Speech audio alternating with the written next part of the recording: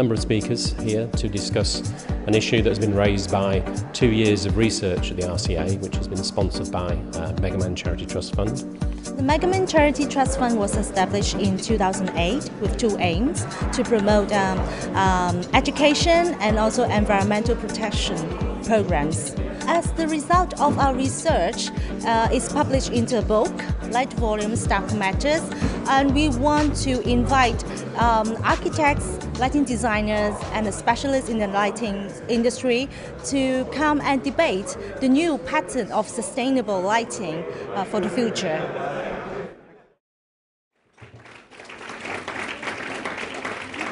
And good evening. It's a real pleasure for me to welcome you all tonight on behalf of the Megaman Charity Trust Fund. The real debate starts here, and please enjoy this evening. Thank you very much. I want to talk to you a little bit this evening. I was very lucky enough to get a sort of pre-warning of Claudia's book, and I have to say I fully endorse what she's trying to say in the book. If you open your curtains on a beautiful sunny day, you get information. There's visual information, there's texture, there's life, there's variety, there's just all this stuff that sort of makes it uplifting.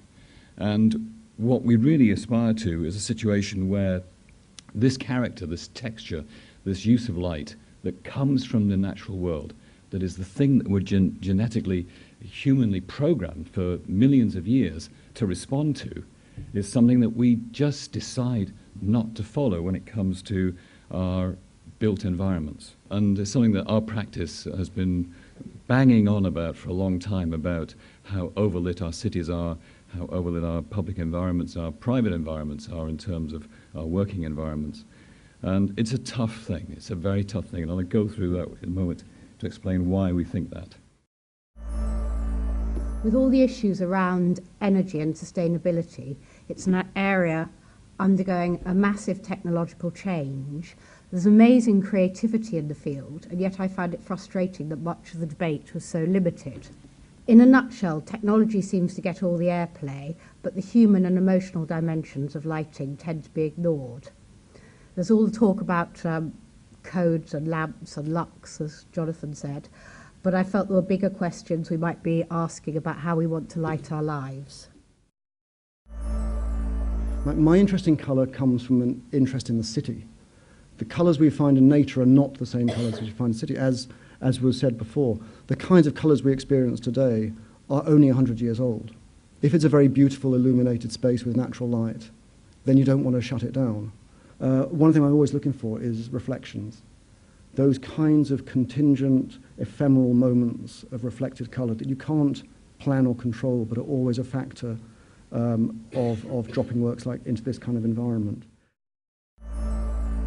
So the approach that I made was very different. I noticed that in the English language there's a wide range of words that borrow from light or that have an etymological connection to light.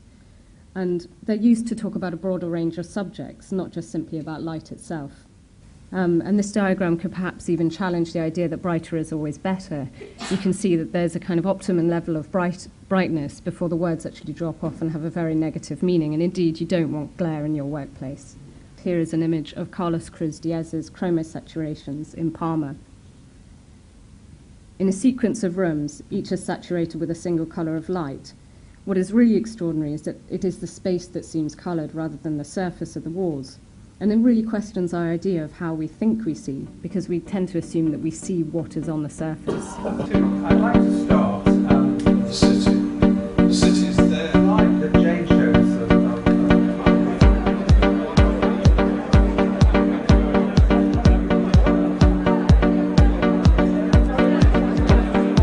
I think we need to go more in depth about the color and the light, and what they mean, and what about color and light, and color, is it separate from light or is it together, like more in a scientific way?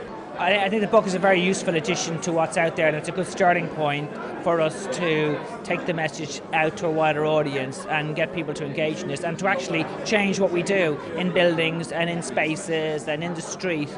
And if that happens, that'd be a fantastic outcome. I think the debate evolved very much along the lines of the arguments in the book. I think there was general consensus that light levels are too high, both inside commercial interiors like offices, but also light pollution in streets caused by advertising and office buildings being left on all night. Well, I definitely find this debate about required lux levels on surfaces and offices and just in general architectural spaces very interesting.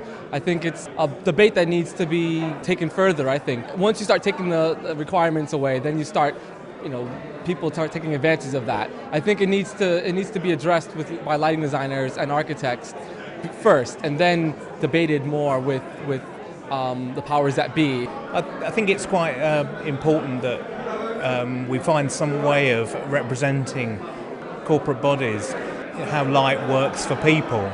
I think a lot of it's driven by money and the way that corporate world works, so that it's quite good if we can actually have a voice to get these things changed.